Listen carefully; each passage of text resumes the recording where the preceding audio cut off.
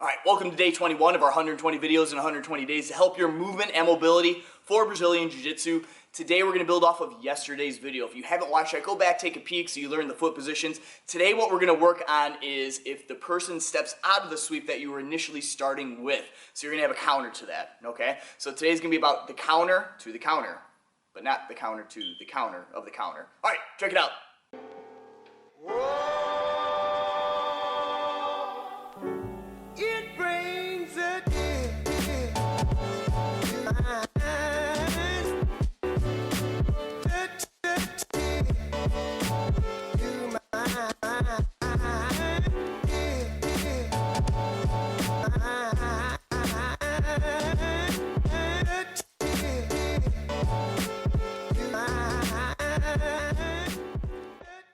Okay, so building off of yesterday's skills, what we're going to do is if he counters with some different steps out of our sweeps that you miss, I'm going to give you the counter to it, okay? And the fact of the matter is that same pattern I created for you, that same structure, the same 5 sweeps, we're going to use, and you'll see how this just grows organically. So over here, we had some distance between us. He steps in, I go feet behind the knees, right? And I go to get my first sweep in. I go to grab and try to take him down. But instead of this going smooth, maybe I miss an ankle or he steps a foot back. I don't have control over that. So what I'm going to do here is that second sweep that you did already from yesterday, I'm just going to do that. My foot that's out just goes up on his hip. I turn on my hip, and then my back foot will clip his heel. So I'll push, so my right foot pushes on his hip backwards, left foot blocks. Now remember, my left hand is here. Sometimes if they're grabbing you when you're really rolling, awesome idea if you can get control of the arm. But for the sake of this drill, I'm not going to ask you to do anything with that free hand. So again, we were here. I went to go do my initial sweep. I go pull and grab both ankles, and I try to push him, but he steps back. I lose it. I turn immediately. Now here's my second sweep that we had already worked on. Just a little bit faster. I'm here. 1, 2, 3. There's the sweep. 1, 2, 3, boom. There would be the sweep, come up on top. Now, building off of that, of course you have that on both sides, so if I go here and he steps with the other foot out, this gets lost. I snake this behind as I turn, I would clip, I would push, and there would be the takedown. Pull, he steps out, turn, there's the takedown. Okay, now if I get to here, right?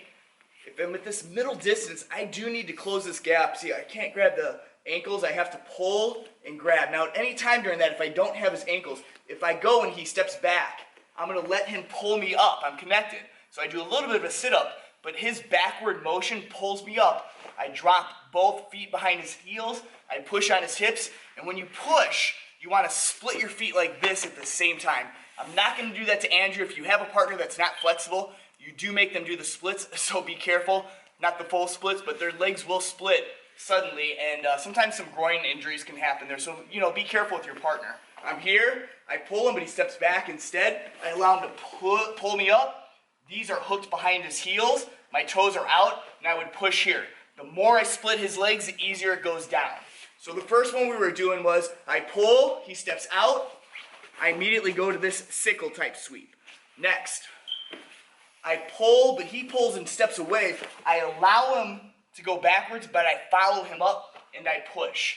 Now, let's go back to that sickle sweep for a moment, okay? I'm here and he steps back. Here's my counter, right?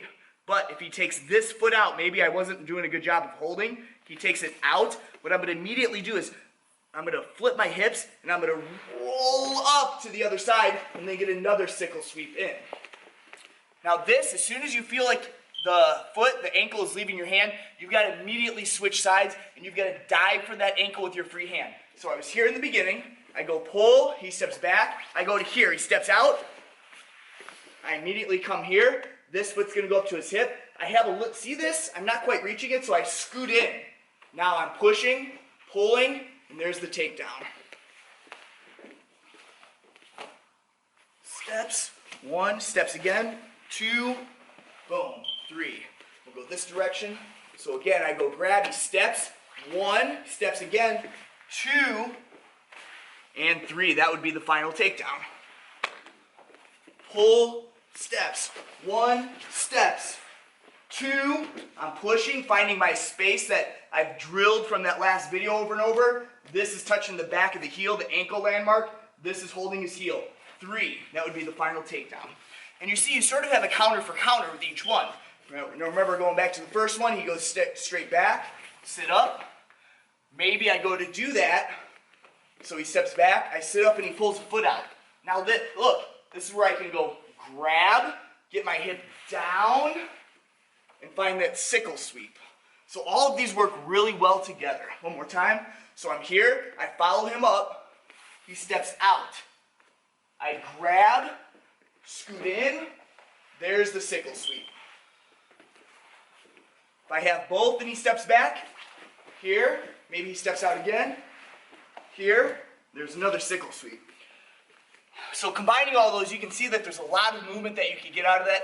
As a drilling partner on the bottom, there's a lot of hip switching, switching to the other side, grabbing the ankle, and drilling this over and over on both sides is going to create a lot more mobility in your game, in your guard game from bottom, and you're going to get comfortable with not just having one trick up your sleeve or one sweep. You're going to be able to go to the next one and the next one.